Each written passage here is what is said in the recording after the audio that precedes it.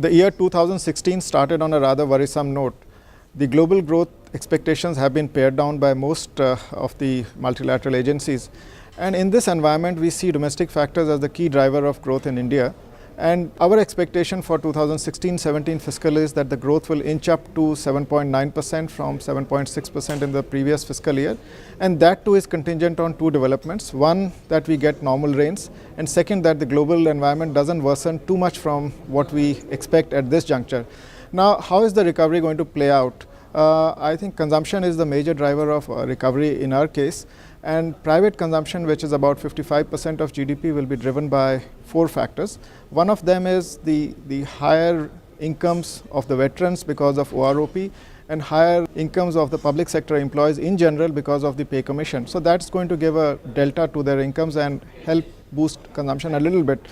The second factor that is going to help the consumption recovery is very mildly is that the crude prices are going to stay low, and that's going to reduce the gas bill for many of the consumers. And then third factor is that interest rate transmission will be much smoother and hopefully faster. We expect central bank to cut rates by about 50 basis points in 2016. And if that happens, along with the better transmission of rates, because the banks will probably move over to the marginal cost of funding, I think as a consequence of this, we'll see the interest rate coming down and its impact on the economy being more benign than it was in the last fiscal year. Now, I think so. On top of these three factors is a big one, which is the monsoons. And if the rains play out well, given that government has focused on the rural economy, they have increased allocations to the rural economy. And if you have monsoons also normal, then both these factors put together will create an environment where the rural economy will start moving up, and that will balance the currently one-legged recovery in consumption.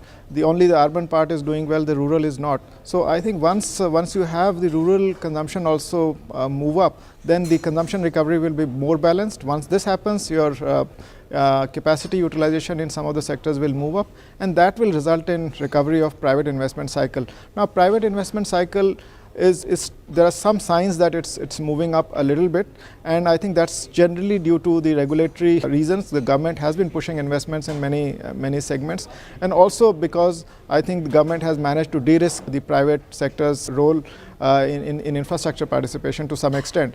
The genuine recovery, which is broad-based, will take some time, and I think we expect the overall investment to start recovering towards the end of fiscal 2016-17. The recovery in 2016-17 will be essentially driven by monsoons, and it will be agriculture-led recovery. Beyond 2016-17, it will be the recovery in private corporate investment. I think it's very critical for sustained recovery of the economy that private corporate investment cycle revives.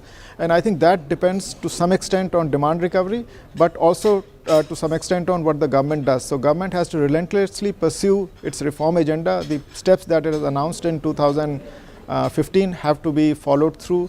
The Uday reforms have to be made a success of, and also the Indradhanush for the public sector banks. And if on top of that you have GST and the bankruptcy code also getting passed, then the sentiment will also get a boost. And I think all this can come together to create a sustainable recovery for the Indian economy beyond 2016-17.